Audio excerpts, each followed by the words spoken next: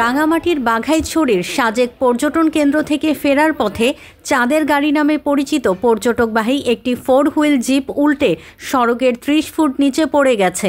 এতে আহত হয়েছেন গাড়িতে থাকা 10 পর্যটক। পরে তাদের উদ্ধার করে খাগড়াছড়ি সদর হাসপাতালে ভর্তি করা হয়েছে।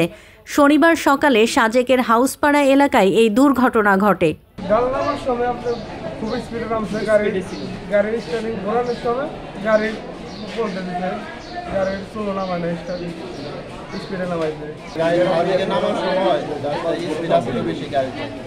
গাড়িটা স্লো হয় না, জমাইতে পারে না, টার্নিংয়ে গাড়িটা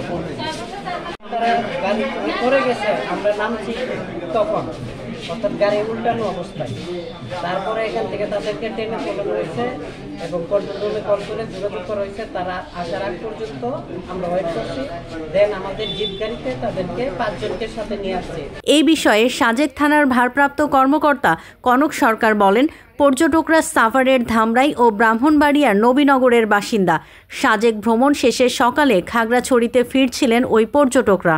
সাজেক থেকে খাগড়াছড়ি আসার পথে একটি পর্যটকবাহী পিকআপ দুর্ঘটনায় কবলিত হয়। এটি সাজেক থানা অধীনে জানতে পেরেছি। পিকআপে 10 জন পর্যটক ছিল, সকলেই কম বেশি আহত হয়েছে।